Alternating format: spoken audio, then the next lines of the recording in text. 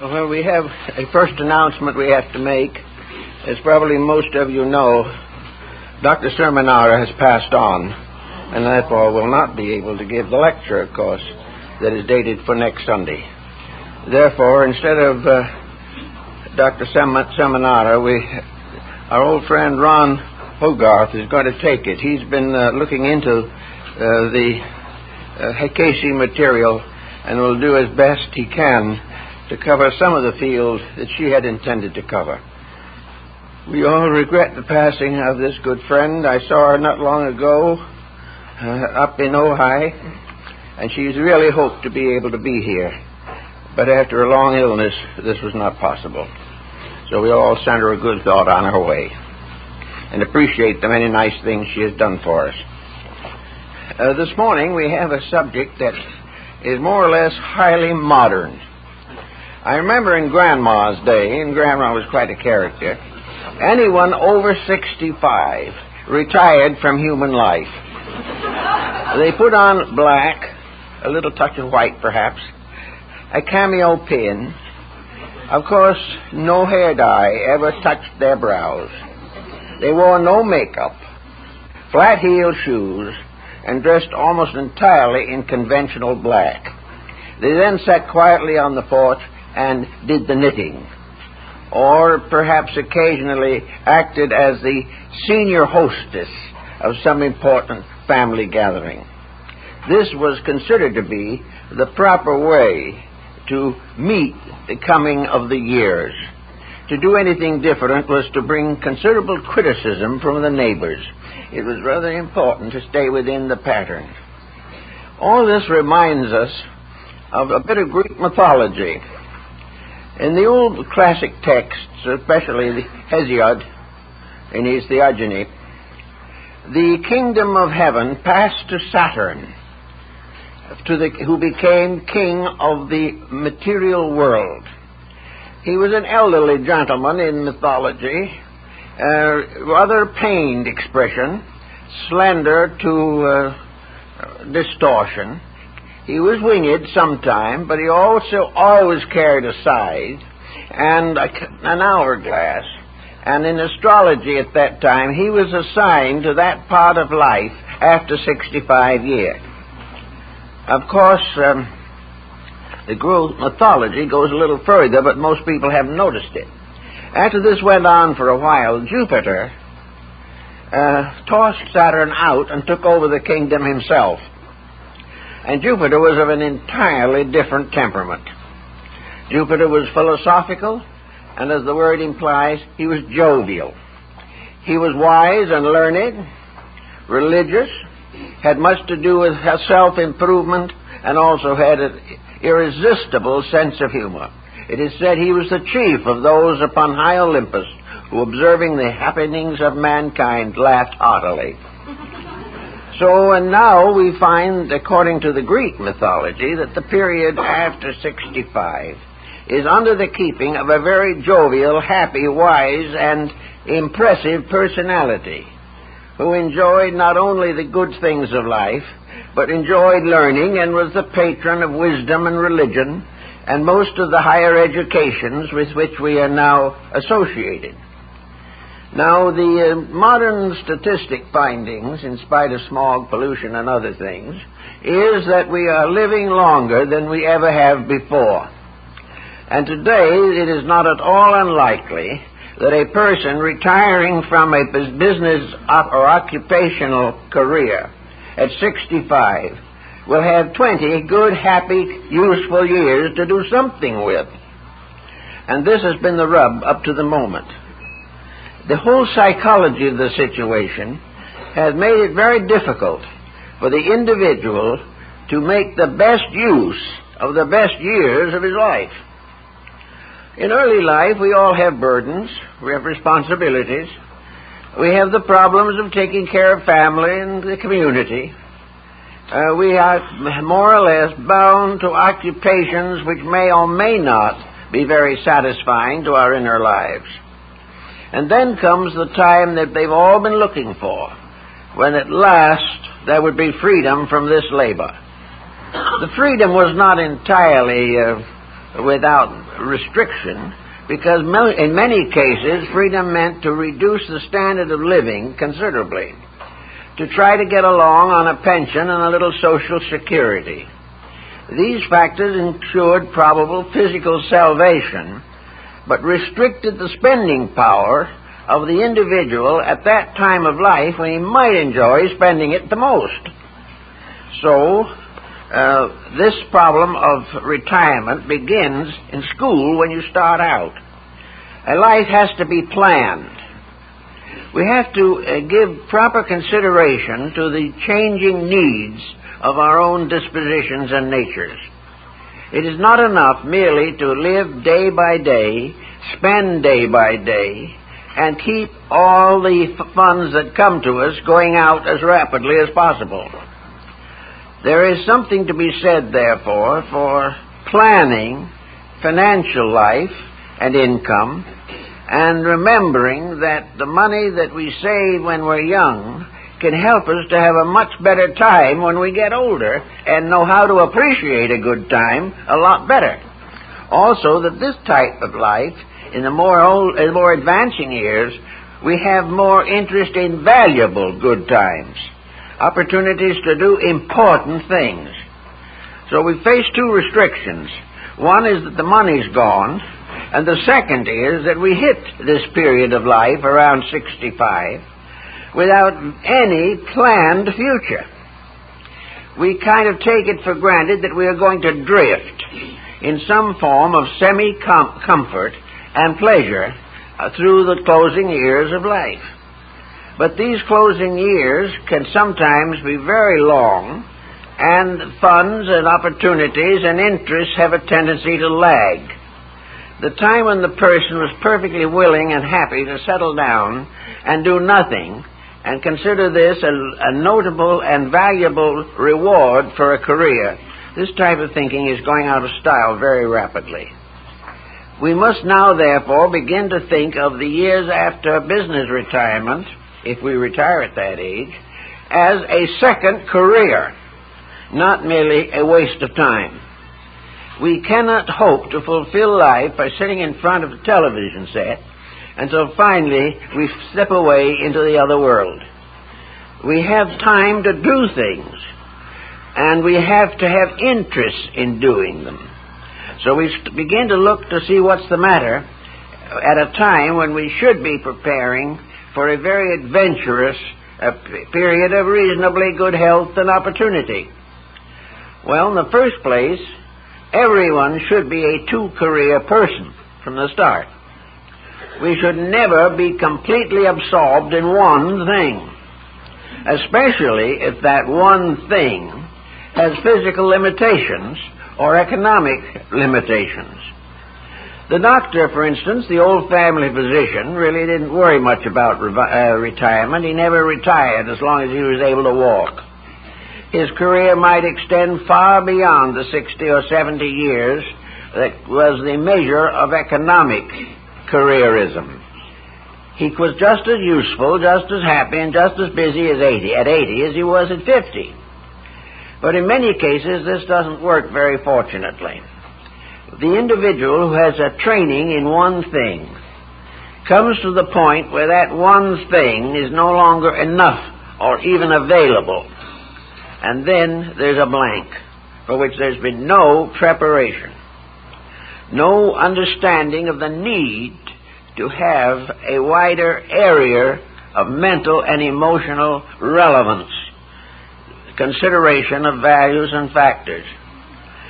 The person, therefore, should always have a second string on his bow. Now, this can begin way back early in life, in university or in school. He may have a major and a minor.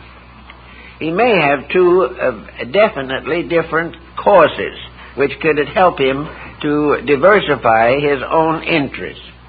Business, however, has a tendency to limit him, to make him more and more isolated from the general world and centered in the particular occupation which he has accepted. Therefore, we begin to say when people are 30 or 40 or 50 years old it is high time to begin to give a lot of thought to a secondary career. It isn't as difficult as people might imagine. Psychiatrists and psychologists realize that in many instances the individual has a second career submerged. And it is this submerged second career that has been making life difficult for him ever since he started out. He has always had something he wanted to do and never could do, or didn't believe he could do. And as a result, there was a frustration that affected even the career in which he was properly oriented. Please. You're talking 2 weeks lecture ahead.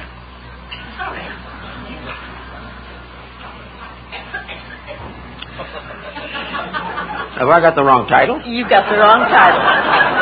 Well, how is that?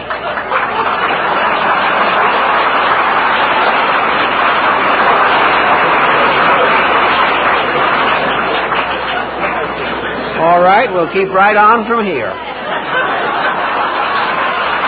I looked at the program before. By the time I got through, maybe you would never have known the difference. But actually, here we are, right on the problem we're talking about. We need second career. We come into the world, get stuck in something that we are doing, and in this state of being limited and restricted, we factually have no recourse but to go on in this rather lazy way. Well, if we're going to use this subject, we can say that we do bring some of our troubles with us into this world. In fact, many of us, I think, bring most of them. But the troubles that we bring into the world manifest in our careers. We face them every time we take a job. We face them when we go to school. We find some students are active and sufficient, others limited and unable to fulfill even common educational responsibilities. We find some who are born optimists and others pessimists, and we find each individual working towards some kind of a life security.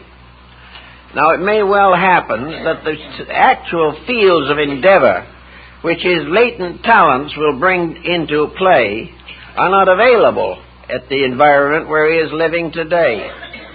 It is also quite possible that the individual was in the previous life ahead of his time and is still so. That he has been dreaming of a utopian dream of the future for which he gave his previous life, and the earnings and yearnings of which he brings into the present one. So we can bring into it, life as it is, all kinds of unfinished business. And the problem of what to do with our life when we get here is probably the most important of the unfinished business. So, to go back to the subject we started out in, we take a job, we work through it to retirement, and then we are lost. Whatever the compulsion is from some previous embodiment, if there was one, and that is one compulsion, has been killed by the pressures of immediate circumstances. We have gradually been forced to sacrifice ourselves and our purposes for the well-being of those around us or for whom we have unusual regard and affection. So we come in with certain talents, very often have no opportunity to use those talents, and then finally end in a rather routine business situation which rewards us only financially. Well, the financial reward is important, and to some people their profession is well satisfying. They enjoy it, they do well with it, and they continue on to the end. But here again we come to this problem of how are we going to get out of the mysteries of the subconscious, or that from which we have spawned the present embodiment, and fulfill more of the greater part of ourselves. If it is true that we bring into here a vast amount of unfinished business, it is very probable that this unfinished business has something to do with more than earning a living. The human nature, the soul in man, is not economically oriented. The body has its requirements, and most persons sacrifice all else to the requirements or satisfactions of the body. So whatever else came along has had very, very little consideration. In a highly industrialized world such as we live in now, it is quite possible that the average person in his regular career cannot afford to think, cannot afford to dream, cannot afford to hope for a better way of life. He must stay with what he's doing. But then comes this period in which he is no longer a servant of his physical conditions unless he chooses to be. So somewhere in this mystery is the possibility of unfolding potentials after the burden of regimented existence is past. So we could say that we have at least 15 or 20 years in life in which we can release parts of our nature which have had practically no expression in our daily contacts with existence. Somewhere in each person there is an inner life that must have some expression. And to go out of this world without having an opportunity to develop some of the internal initiatives of our lives is a sad and tragic but all too common thing.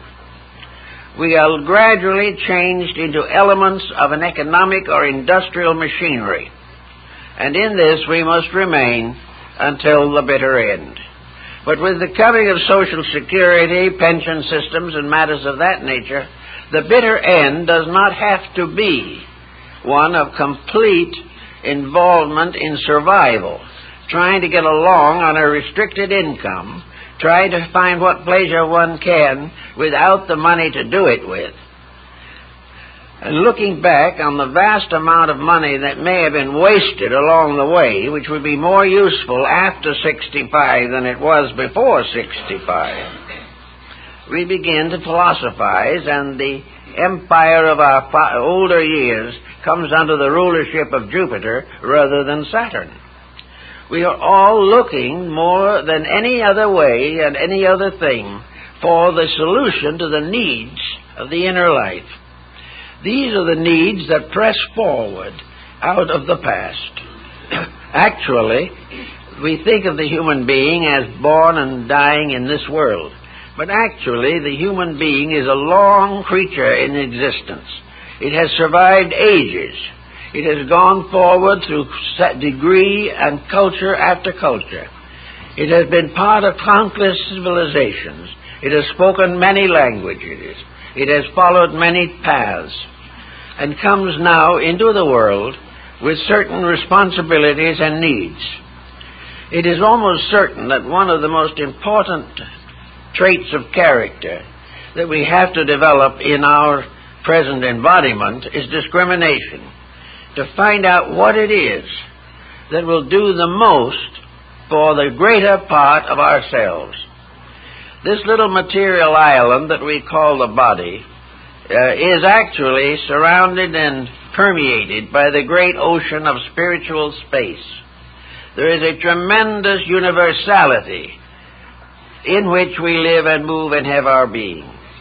This universality tells us of the tremendous potential in ourselves, but we have very little opportunity to do anything with it, and very little incentive. Everything that we do here narrows us more and more into the physical environment. Now, if the world environment physically was in a happy condition, if we could prove beyond question of doubt that we learn more in the material world than we can possibly digest in a lifetime, then perhaps this physical condition would be worthwhile. But for the most part, we are blocked in learning. We are prevented from thinking. We are restricted in our efforts to enlarge our own horizons or deepen our own understanding. If we depart from the conventional patterns of things, we are considered eccentric and penalized.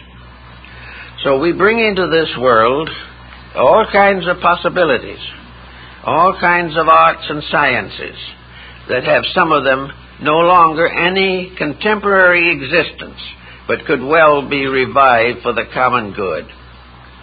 We also bring within ourselves this great hunger to grow, an infinite desire to expand and enlarge and enrich the total pattern of our existence. In order to do this, we must have time. We must have opportunity. We must have considerable interest in doing these things. Therefore, we come back again to the fact that we all have to buy, in one way or another, a certain amount of leisure time with which to use for thought. We have to pay out of our daily wages for the privilege of being thoughtful, intelligent, conscientious persons. We are not just given this. We have to do it ourselves. The majority of persons claim that after they have done a day's work, they are too tired to consider other matters. So they waste many hundreds of thousands of hours in some kind of entertainment that does not entertain. So, the planning of a time to grow brings into focus this problem of the second subject that I've just received here. And that is, do we bring our troubles with us into this world? We do not necessarily bring troubles. Rather, we bring the capacity for trouble. We bring into this world with us attitudes which can well lead to trouble. We also bring into this world a kind of freedom which has a great inducement to get us into trouble. We have the right to do as we please, and when we do it, we frequently are the worse off. So that we can bring into the world unfinished business, undisciplined attitudes, and unconditioned levels of consciousness which doom us to trouble. A trouble probably arises primarily from lack of experience. In some previous embodiment, we haven't learned certain lessons. So when the problems come up again, we are in a bewilderment. We are not capable of coping with them. So one of the things we have to do as we come into this world is to determine to accomplish something to get out of our own troublemaking device. We have to begin to think about things that perhaps we would rather not consider. One person may come into this world with an unconditioned, unrestricted impulse to worry. They have been a worrier perhaps for 20 lives or more. And the more they worried, the more really they had to worry about.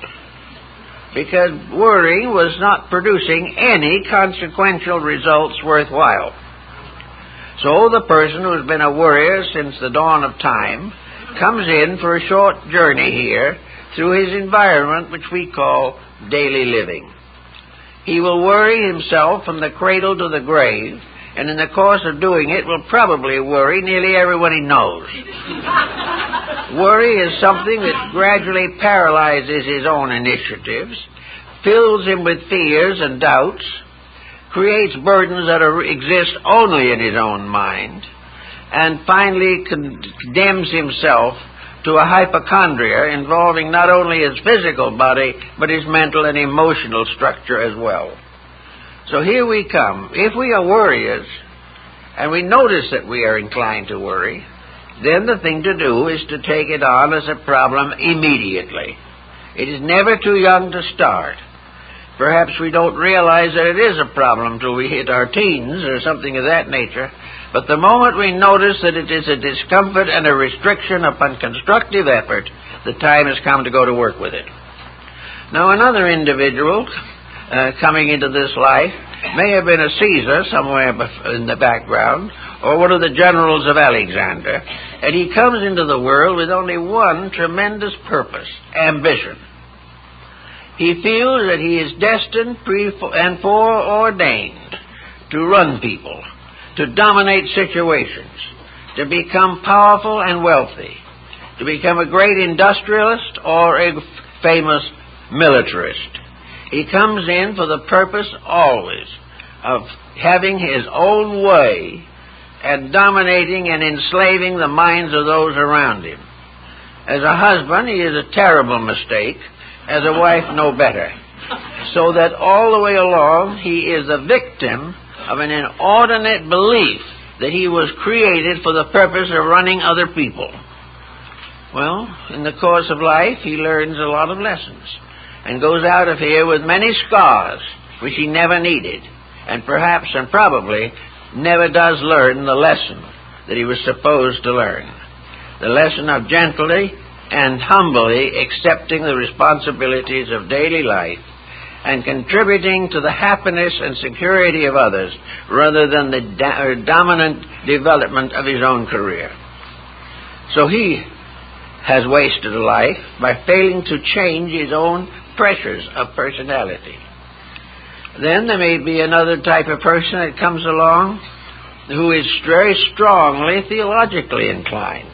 Perhaps for many lives they were in religious houses. Perhaps they were monks or nuns, or belonged to some other religion in other parts of the world. But they come in with nothing on their minds, actually, but a tremendous religious intensity. Quite young in life, they probably joined some religious organization as a natural expression of their pressures, and then settle down very often to an unreasonable frustration in which instead of growing and learning and helping and serving, they simply settle down into the idea that piety, that the constant saying of prayers, the constant reading of scriptures, and the practice of certain physical austerities will fulfill life. These people succeed in going through the entire problem of existence without actually solving any of the real pressures of their own natures. Beneath or around this religious intensity, there is always the problem of social adjustment. These people avoid that and ignore it. Instead of rising to meet a problem head-on and solving it, they hide, taking refuge behind walls or psychological shrines to escape the challenge of daily living. These people are unable to cope with life. And this lack of coping is the result of having failed long ago to learn the lessons of adjustment. So they come in with tremendous pressures which are unable to lead them to any successful or constructive end. Then, of course, there are always those groups that arise with tremendous intensities in various fields of art, music, drama, religion, philosophy, education, science. There are the born scientists, the born opera singers, the born musicians, the child of 10 who is a mathematical genius. These types of individuals come in all the time, bringing with them assets out of the past, but for the most part also bringing with them liabilities. These tremendously intense people gradually become so immersed in a particular field of activity that they forget or choose to ignore the large problems of life. They consider that if they are a great artist, they have done it all. If they can exhibit in a salon, they are a success. If they can find a new gadget for some industrial house, they are inventors. Each of these persons has his own little world. And history, biography, and the records that we all have show that these little worlds are not always very satisfactory. We find the great musician whose private life was a complete problem. We find a man like Richard Wagner, who was one of the great musical geniuses of all time, whose physical life was simply unbelievably confused. He never did straighten it out. Then we find somebody else who has great depths in invention and things of that nature, but has done nothing to fulfill the needs and responsibilities of a family or the raising of children or the problems of daily living. So little by little, these specialists isolate themselves from the great course of life. They forget humor, they forget the joy of living, they lose touch with nature, they become hopelessly involved in projects. Projects which belong to a world which is changing. The inventor of some gadget makes quite a reputation while he's here, but 50 years after he's gone, the gadget is obsolete. He has done nothing to perpetuate the better part of anything. So behind all specialized occupations, all specialized careers, is the basic problem of living in this world, which appears to be the reason why we are here. Living in this world means to have a useful life, helpful, constructive, cooperative. A life in which the inner nature of the individual has an opportunity to express itself through joy, through love and affection, through respect and friendship, and through mutual service to the common good. As we look at these adjustments, it becomes obvious that nearly everyone has within himself the capacity for several such adjustments, but does not make use of them. Rather continues in his own narrow way, leaving this world no better than he found it, and perhaps a little worse. This type of situation has to be faced by everyone who believes in reincarnation, who believes that they are here, as Buddha pointed out, for one reason only, that they are not perfect. If we were perfect, we wouldn't be here. If we made no mistakes because we had learned everything there was to learn, then the infinite wisdom of nature would not lock us in common circumstances again. It is what we never did well that we have to do now. It is what was never finished that has to be completed. Therefore, there is no question in the world that the mere presence of the individual here is a definite proof of shortcomings, of limitations. Of course, I know we've had people come to us and they admitted all this. They said they had shortcomings, but they didn't make any difference because the thing they wanted to do, they had achieved. They had done the one thing they wanted to do. I remember one in particular who had no success in life in anything, but they were happy because they had achieved the one goal they wanted to achieve. They were singing a grand opera. Well, that was a goal that was pleasant and happy. But to this end, everything else was sacrificed. And it was not even regarded as a sacrifice. It was the means of the fulfillment of one pointed determination and ambition. And the better economists today tell us this one-pointedness is the secret of success. But when we succeed in one thing, does this success enrich all of our life? Or does it just simply give us a little satisfaction and leave us surrounded by a sea of misfortunes? Does the individual who finally came to be a singer, does that individual have a good home life? Are they happily married? Do they have wisely governed children? Are they respected in their community?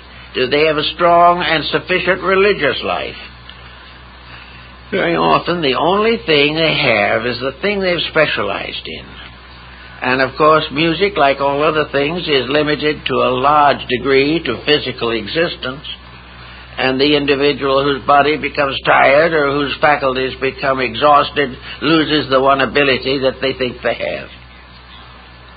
So, we come into this world in order to learn something that we didn't know before.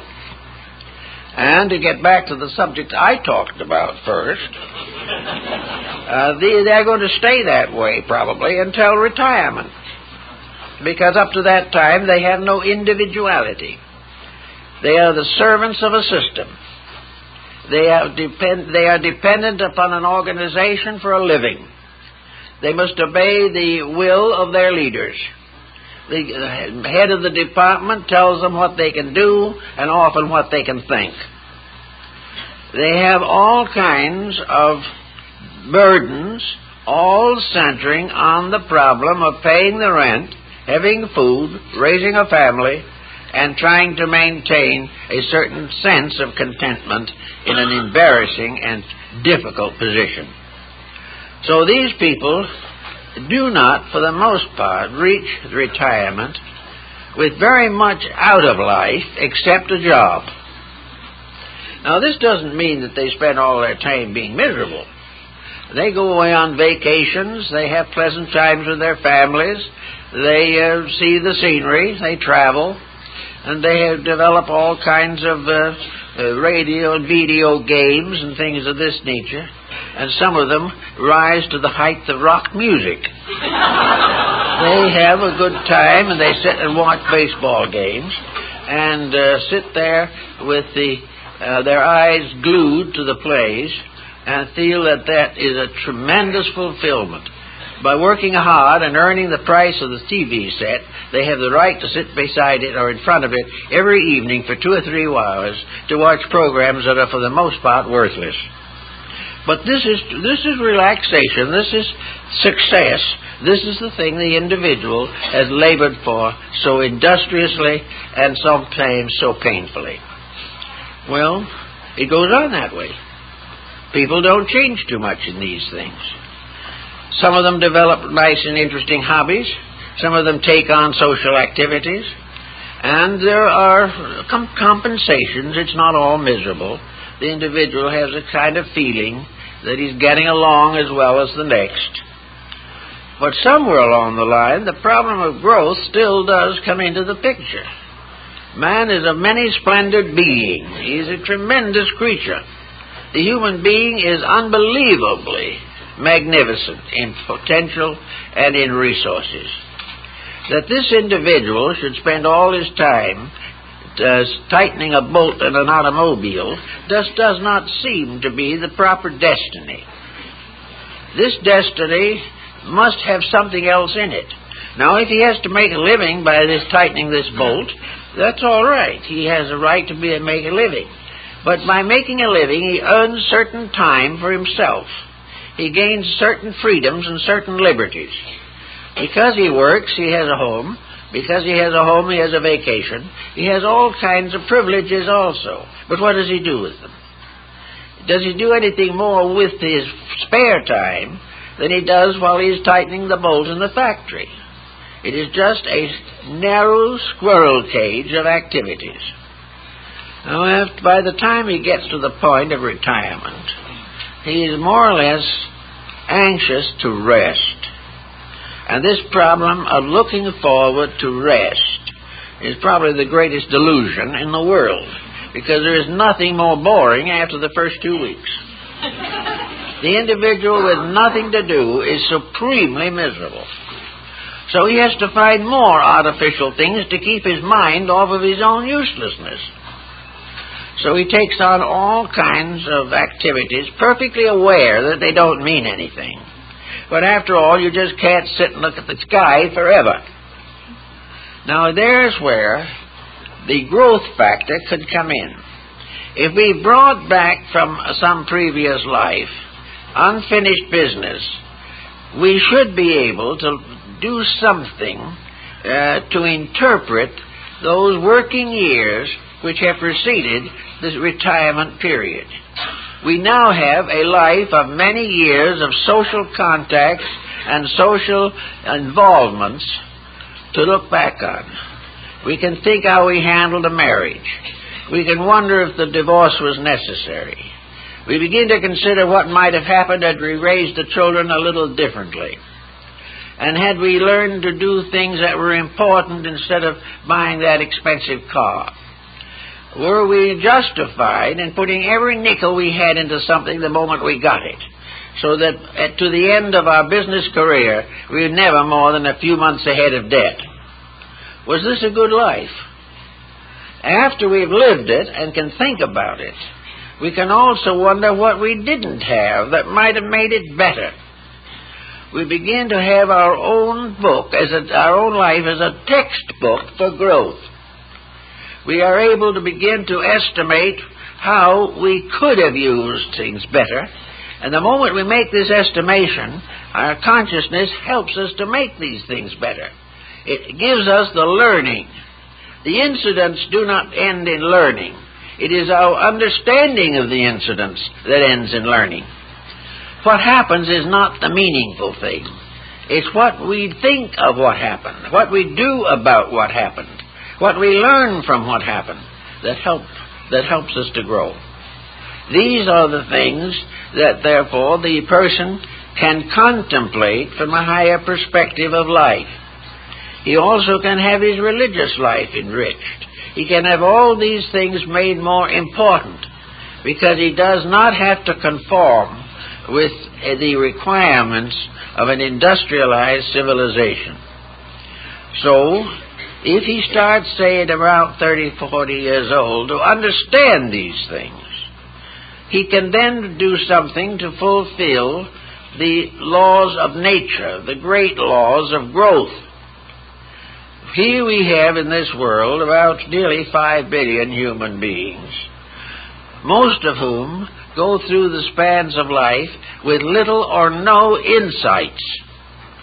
The majority of people are simply wandering through the years, some of them suffering through the years, trying to understand the reason for their own existence, and finally giving up in despair.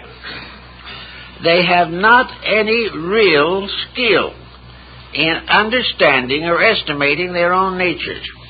Somewhere in education, there should be courses to help people to understand themselves, not psychological courses to find out what's the matter with them, but rather philosophical and educational courses to help them to know what to do to unfold and release the potentials within themselves. It is quite obvious that, for instance, computerization is not a potential. The individual was growing long before there were computers, and he will continue to grow long after they are forgotten. The problem is, if he devotes his entire life to learning such a thing as that, he dies no wiser than before. It may not even be that these instruments will be in use the next time he comes around. There are many things we've learned in the past that were no use and will never survive. But what we had to learn in the past was how to grow. And if we didn't learn that, all the rest was a mistake or a failure. Now, if we have a sneaking suspicion that we do have some unfinished business, and I think we should all believe that we have, because we are all unfinished beings. There is no evidence that the human being has as yet been completed, even in his physical structures or his psychological patterns. He is en route to tomorrow in all cases. And the future involves knowledge, wisdom, insights, and understanding that have to gradually develop over many embodiments. But now is the time to recognize that if there's anything about you that is different from what other people think and have, there's a reason for it. And if you are a person, then as a person you are growing up in a world of persons. And the growth process has to do with the achievement of cosmic citizenship. It has to the achievement of a completeness of self, which enables us to unfold without restraint the incredible potentials of our own inner lives. All of this true growth comes through the unfoldment of potential, not merely the education of the concrete mind in techniques. It is the person growing up. Now, what is that person really like? How do we know that person? What is this being that we would like to be, and yet we somehow have not even a speaking acquaintance with? Well, probably the answer is that we will never know exactly until we become far wiser than we are now. But there are certain guideposts, there are certain landmarks that can help us to understand. The person that we would like to be, or the being that we would like to equal, is in most cases one of the world's great teachers, one of those who have become the spiritual and philosophical leaders of the race. The great examples are beings like Buddha, Confucius, Christ, all of these great teachers whom we have identified with the highest nobility of our attributes, characteristics, and talents. Somewhere in each of us is this universally learned being. How to get to it, what to do about it, is always difficult. But we also know that the intellect isn't much help. It helps to some things. It helps us to understand the reason for things. It helps us to think through the projections of our own memories. But in some mysterious way, there is another power, the heart, which alone seems to be able to sense the realities. The heart seems to tell us that the works of the mind have limitation, and that the consequences and rewards of mental exertion are often futile. Whereas the rewards of the heart, gradually outgrowing selfishness, outgrowing cupidity, jealousy, hatreds, and all these things, gradually releases us into a larger dimension of existence. So, we are all looking for something to help out in these ways, because we do know that we are imperfect. We do know that something more is necessary. Now, in that particular case, how are we going to think about it? Well, to be going back to my first idea, I think the only way to think about that is through a time in which the mind is rescued from these pressures and allowed to think its own thoughts. A mind that has escaped from the tyranny of future ambition. The individual of 80 is not going to be quite as ambitious as the person of 40 or 50. Ambition is not going to force corruption. Ambition is less likely to cause the individual to disfigure his psychic nature. He is not likely to be as selfish, as cruel, or dogmatic, or tyrannical as a person in younger years, simply because his older faculties are instinctively somewhat improved by the experiences of life, whether he knows it or not, whether he realizes it or declines to accept it. The fact remains. So in that period, the individual can really begin to find out what he owes the universe, what is his debt to existence itself, and how he can pay it in the years that he is here. He will know perfectly well that he can't pay it with money, because most people do not have that kind of money, and it wouldn't do it if they had. But he does have opportunities to find out more about his own life. And I think in the early days this was one of the points that were emphasized in the mystery teachings, namely that as we come to the end of mortal existence, we begin to get a flickering glimpse of eternal existence. We suddenly realize that if there is something beyond the grave, then there is hope. If there's nothing behind the grave, then we have wasted and futilized a life. Because nothing that we are having and doing here has sufficient permanence for ourselves or anyone else to justify the costs in the corruption of our own character. So in the older years, the person naturally begins to think, wonder. He begins to, as Carl Jung points out, he begins to get rid of the useless burdens that have bound him to younger years. He is helped to this by circumstances. If he has a family, it has grown up. It is no longer dependent upon him. Therefore, the person, man or woman, who comes to the point of older years does have a special allotment of time enriched by memories and enlightened by experience. Now, the person may not even know this. They may be so busy being sorry for themselves or disliking someone else that it never occurs to them that they have gradually been working up to the real reason for their own lives. And that as long as they are concerned only with the extension of physical matters, or feel themselves to be completely comfortable in an embodied condition, these other situations are going to be overlooked or neglected. After we get a little further along then, we also begin to say, what are the soul factors which we are most likely to neglect in our daily work? One of the soul factors is expense, how to spend what we have. What are we doing in our extravagances or moderate expenditures what are we doing that has significance to the inner life of the person? I think perhaps Muhammad summarized that better than most others in the simple statement at least attributed to him. And when he said, if I had 2 coats, I would sell one of them and buy hyacinths for my soul. Now, somewhere in this problem, the problem of purchasing soul value comes into pattern. That somehow, no matter how beautiful or extravagant our home is, it is not a home unless the soul power is there. Something has to be transmuted into the love of beauty, the love of good, and the unselfish service of others. Something has to lead us to an eternal faith in the omnipotence of good and the omniscience of all that is necessary to our well-being.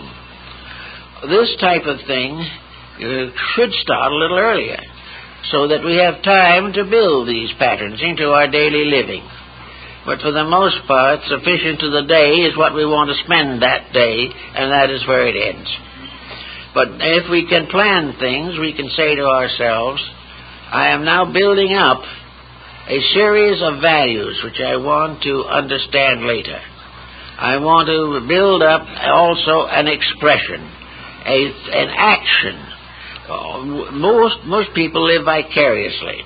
They think their way through life, or they emotionalize their characters and careers.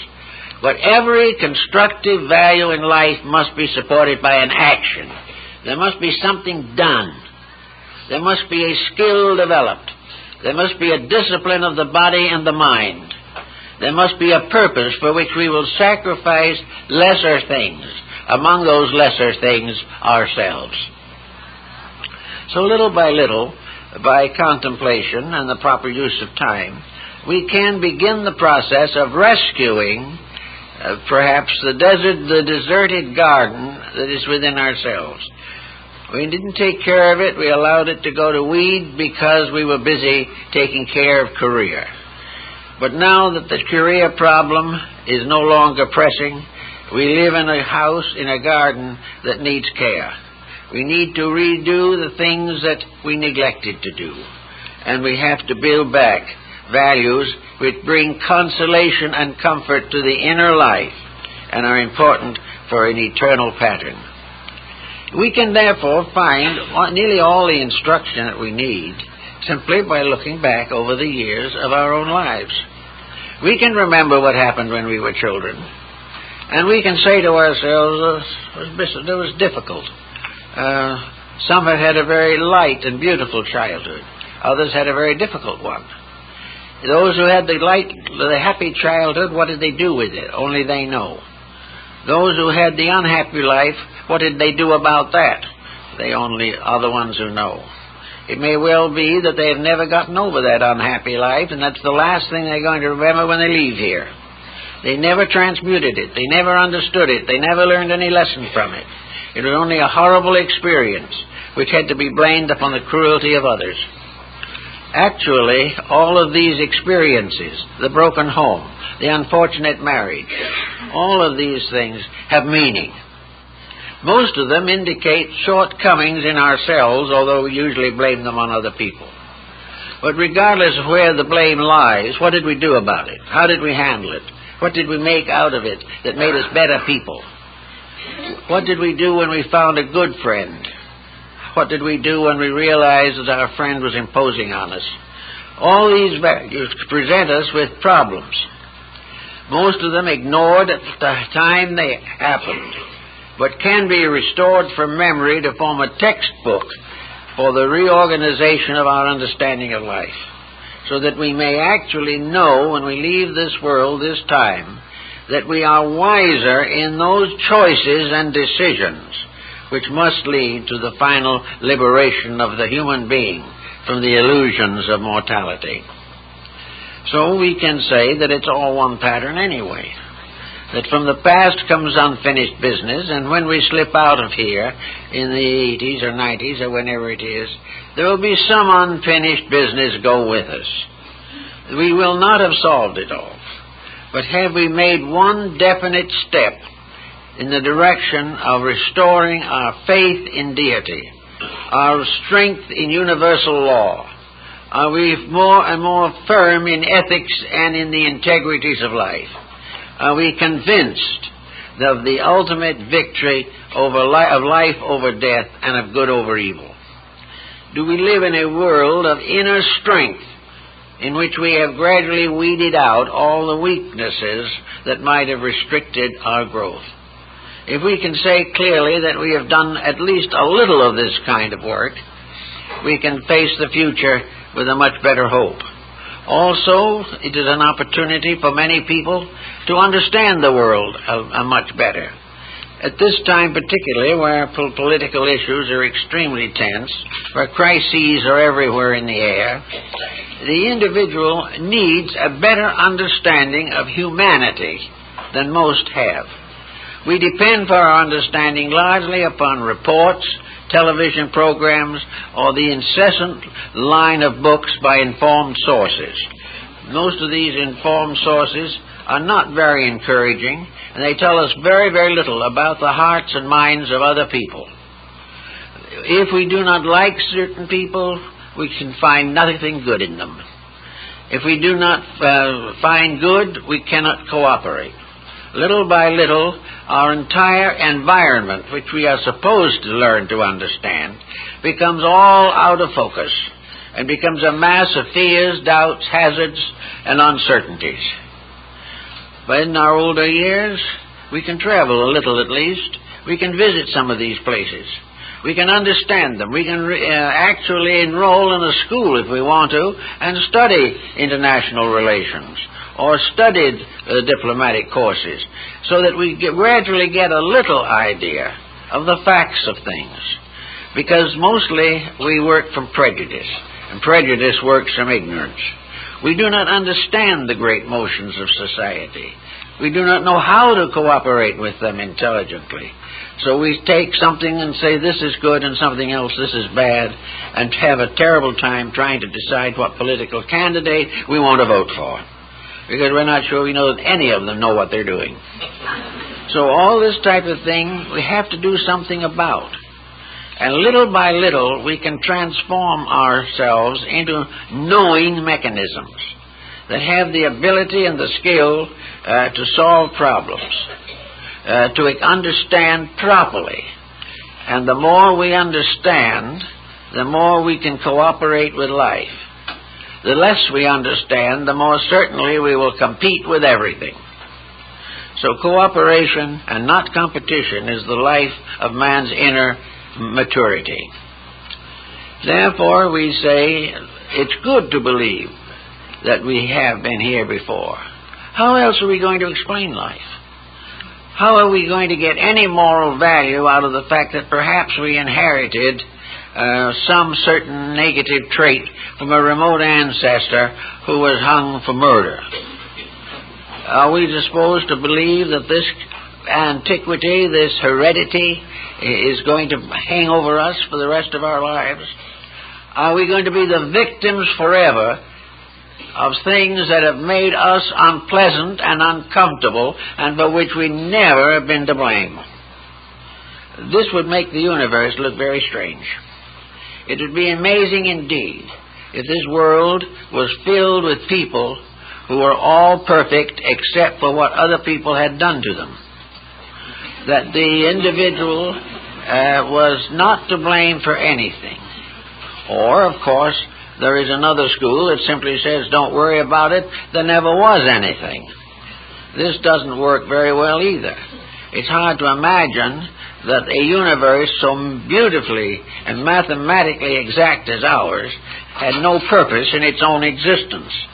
It is much wiser to believe that it's here for a reason, and that in that universe we are here for a reason. Well, the most common idea of a reason would be the concept of Aquinas of the restricted or limited individualism, the right of each individual to create his own life and his own destiny. Therefore, we are here apparently to overcome the tendencies to be useless, or to accept dismally the disasters which we ourselves have caused for the most part. If there is a reason, the sooner we get to work on it, the better. We have people who spend a whole lifetime trying to find out who built one of the pyramids down in Babylonia somewhere. We have people who explore every conceivable issue, but we do not have enough people as yet who explore the reason why the human being is unable to cope with his own life. Because he doesn't try hard enough. He doesn't really work at it. He passes it all off as due to unfortunate social conditions. If he has a headache, it's pollution. If he has something else, it's nuclear fission. If he is poor, it's because of Wall Street. If he's rich, it's because somebody else has lost. All these different attitudes are unimportant. The real thing is that we move through a world which we will never be really part of. We move in an environment that changes even while we are changing. We are moving out of a past that we do not remember into a future which we cannot intellectually conceive with any certainty. So in all of this proposition, we have things to learn here and now. And if we're going to happen to have another 15 or 20 years of life in which to learn some of these things, the least we can do is try to learn something good, learn something of the beauty of life, begin to understand the wonders of it all. Look not into the puddles, but look rather into the light and the sky. Begin to take a greater interest in the flowering of a tree than we do in the political machinations of our contemporaries. Let us begin to find the wonders of life and see if we can't find out of all of that something that is a consoling realization of the wonder of our own purpose. We are here for very definite reasons. We are here because it is a blessed privilege to be here. We are here because this is the present step on our road to eternity. We are on a long journey. This is one day. And on this day, like those who travel, we go to Hong Kong to see the sights, we go to Rome to see the Vatican, we go to Egypt to see the pyramids, and we come into birth to see the world around us, to explore it, to examine it, to understand it, and to give credit to those who have helped to make it better and find ways to serve those who have been unable to make it better, but must learn in due time. So if we are here, we are observers. That's what Plato said. They asked him what his profession was. He said, I am by profession an observer. I want to know what's happening. I want to understand it. And each one of us wants to do this in one way or another. We want to take the bitterness out of life and find the reason for it. We want to understand why things aren't always the way we want them to be, but at the same time learning how we can make them a little better. We want to find justice, integrity, and find all this strange mystery of life involved within a divine love that is inevitable and unfailing. We just want to find reason, purpose, meaning. We want to really have a full life and not be forced to look everywhere for an escape from the boredom of our own ignorance. So in this type of thinking, I think that probably one of the best things that the average person could do would be to take the life that he has lived and become his own biographer. He could take a nice little time off somewhere along the line and make an outline of everything that he consciously remembers about his own life. Beginning as far back as he can go, he can put down the credits and debits. He can explain the way he was hurt or the way he felt. He can explain why he believed himself to be understood or misunderstood, usually the latter. He can also, why did he marry that person? Was they right in the way they handled the children? Did they work out a way that was compatible? Did the family itself have closeness, or was it a competition between husband and wife? Do the new children, the grandchildren that come along, are we able to do something with them that is useful? How can we find out day by day what we did that was right and what we did that was wrong, and learn to grow from it? Instead, we can turn our own lives into laboratories in which we can keep records of a tremendous complication of procedures and functions. Well, it may be that as we go along we find so much unfinished business that there's not much chance of getting through with it even in 20 years. But we can start, and we can gradually become aware of what has been called the importance of living. Lin Yu Tang wrote a book on that subject. This is the importance of living. That regardless of everything else, to be alive is a major circumstance, a very significant experience in the mysterious flow of life. Therefore, to find the importance of living, it must tell us something. Now, if we do take anything with us beyond the grave, if there is a life beyond, it's obvious that most of the things we're doing now are not going to be very meaningful beyond the grave. We may become the greatest banker in the world, but where there are no banks, this is not a especially significant achievement. We may decide that we are the greatest artist who ever lived, but we will be brought down to humility when we understand the supreme artistry of creation itself. We may think that we were the ruler of a great nation, that we conquered one nation after another and became high pontiff over all of them. But over there aren't any nations to rule, and there are no armies to fight battles for us. Then we can go into other fields. We learned so very, very hard. We did everything possible so that we could write a great book on the history of the automobile, how it started, when it went to, and how we were able to get a few antique cars that are worth their weight in gold. And as owners, we are famous people. Now, after we depart from here, what does all this mean? Nothing. All that we can take with us would be a memory, perhaps, of the history of antique cars. But out where the sky and the clouds and the mysteries of life are, nobody cares. There's no future in it. If there is a future, because we know something, it's very probable everybody else there knows it too, so there's still no value particularly. What can we take with us that really is going to become a letter of introduction for a new day in the world? What can we take that cannot fail to meet the universal approval? Well, it seems that about all any of us can ever take with us into another life is ourselves, with whatever constructive adjustments we have made with society. If we have developed integrities and values, we can take these with us. We can take lessons we have learned. We can also take various values of religious intensity that we have studied or explored. Only things that benefited conduct, that gave us greater vision and restored the integrities of life in our own souls. Those are the things we have to take with us.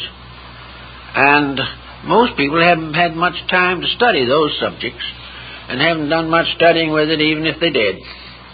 So, while we have lots of time, we can begin to realize what is possible.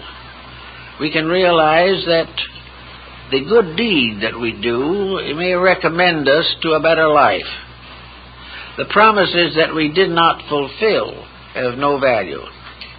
But all that is good in nature, all that is valuable, is shared in man's common love of serving his fellow creatures.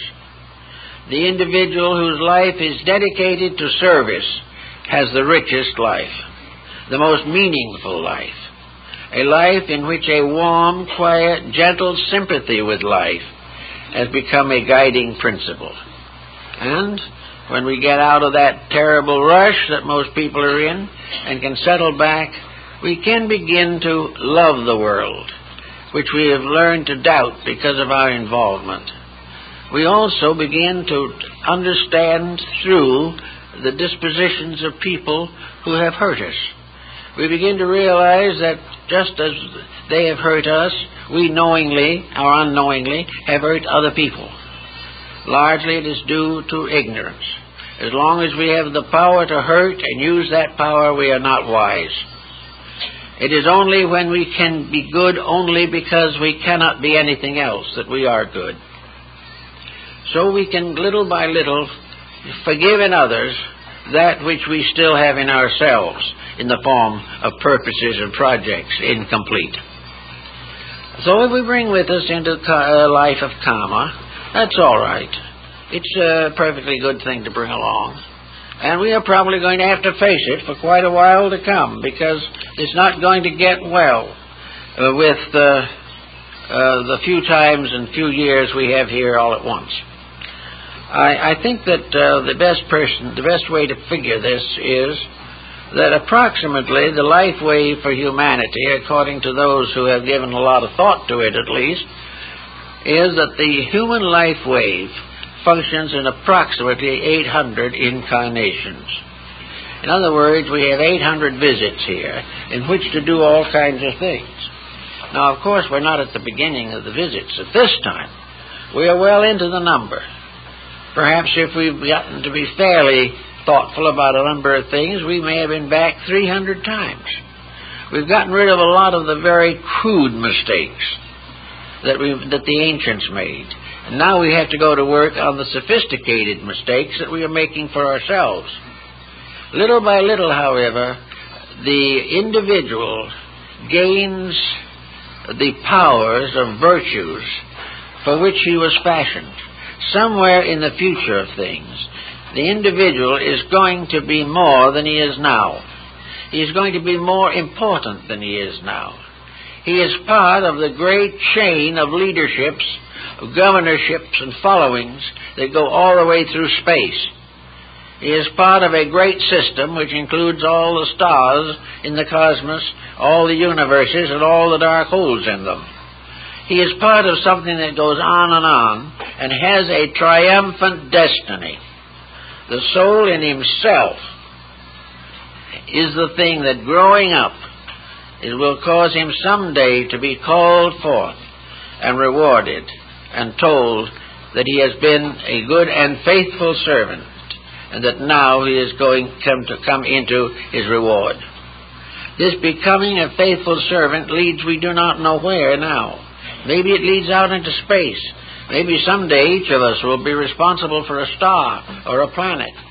Perhaps each of us will create a whole order of life within ourselves, and then, like kindly parents or the great Buddhas of the past, to sit and meditate, protecting the souls that have come out of ourselves. Actually, we're not so far from that if you think about it, because each one of us has inside of himself a race of beings dependent upon him that is more numerous than the stars in the sky. Every cell, every atom, is a little world over which man has a certain government. With a tyranny, he destroys his own body and all the life in it.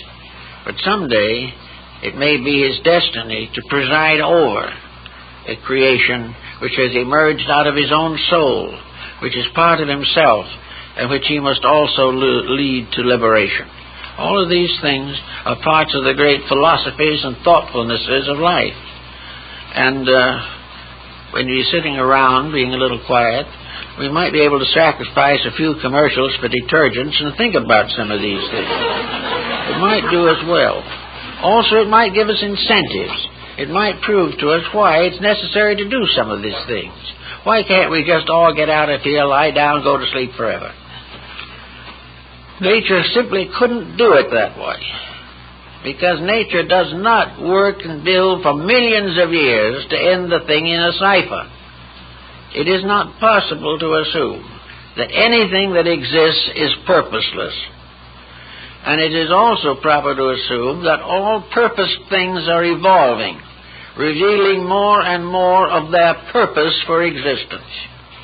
Little by little, we are all growing up to the fullness of the purpose for ourselves. It may be a long way off, but we are not little forlorn creatures chased from one jungle to another by circumstances. We are part of a great life wave.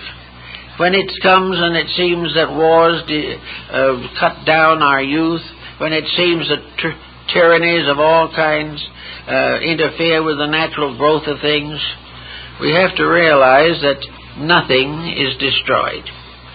Nothing is lost. No lesson is useless or worthless.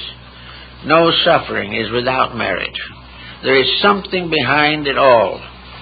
And the sooner we begin to realize this, the happier we're going to be and the more useful we will become. Then it may well be that between 65 and 80 or 85 or 90, whatever it happens to be, we can really build a complete life. That we can have the life that was denied us when we had to go out and make a living. The first half of our physical existence, we make a living. In the second half, we make a life. And if we do it that way, it may be very valuable. And it also will bring a lot more consolation, and will bring people closer together, and we will serve each other more honorably and lovingly. And everyone will find that as long as he has an ounce of strength in him anywhere, he can help something or someone. Little by little, therefore, out of helpfulness, we gain an unfoldment of soul power. And the soul in us is forever seeking to become part of that great cosmic soul which has as its purpose the salvation of all that lives. We are part of that which is living to be saved. And that is all. We are also part of that power which in the due course of time becomes part of the saving soul of infinity. All these things kind of give us something to think about, make life a little more pleasant, more meaningful, and end boredom. Because when we start to think about these things, the thoughts go on and on and on. There just is no end to the thinking. And as long as all that thinking is beautiful, cheerful, helpful, hopeful, it keeps the life better, maintains health, and the person who in their older years is busy serving truth will have fewer ailments than the person who sits around and does nothing but be sorry for himself or regret his own existence. Good, constructive, idealistic attitudes are valuable in preserving function and helping to make the material life we live happier and wiser, and in many ways help us to contribute to the happiness of our children and grandchildren and everyone involved. There's nothing but that is more helpful than a happy, enlightened, dedicated person. And if we can achieve that after we get through fighting out the struggle of business, we will then have a complete life. But until that, there's quite a lot to be desired, and with the almost certain extension of life, even in spite of all the problems we have, we're living now 3 to 5 years more than we did 50 years ago. Those extra years are something that is a bonus, not just because we can live off Social Security, but because in those years we can begin to live and think and dream and hope without being completely bound into an industrial pattern that may have frustrated most of our lives. So with a little good thinking in that direction, it seems to me we have a lot of possibility for the future. And everyone who studies, as we are trying to study and seeking to know, will find the proof of the value of the study in the fact that they can face the future happily. and that they will find that life is not only necessary, but as Bragdon called it, the beautiful necessity is our life here. It is a beautiful thing if we know how to use it. And the sooner we know how to use it, the more fruitful, the more valuable, the more worthwhile it will become, and it becomes obvious that no matter what it costs us in effort, it's worth it if the end is the achievement of universal brotherhood and man's unfoldment of his own spiritual resources. Well, I guess that's all we can do this morning. And you are to be congratulated on having 2 lectures this morning. Not everybody has 2 lectures from me in one morning, so I guess that's the way it's going to be. Now, I have a little announcement here I'd like to make in connection with my wife and her work. Most of you know that she is interested in a very serious problem in dealing with the birth of a new age, and that is something that is needed. In the 17th century, we had a new age which led to the liberation of man's mind from the dismal pressures of medievalism. A new world order seems to be very necessary, and my wife has given nearly 50 years of study and thought to this particular problem. We have here on the table this morning this pamphlet, which is called An Introduction to the Birth of a New Age, which is really a very brief summary of 4 volumes of work which she has done. And the volumes are not available at this time, but a pre-publication copy of these first 2 volumes can be seen in our library. It is available and has to do with the first aspects of her studies. And this can be purchased. This pamphlet can be purchased at in our gift shop. And we hope that if you're interested, and I think you will be, in the great problem that is involved, namely the birth of a new age, and how we are going to gradually build this better way of life, which is necessary as we see the piling up of confusion and complexity. So we suggest this to your consideration, and thank you very much, and hope to see you again pretty soon.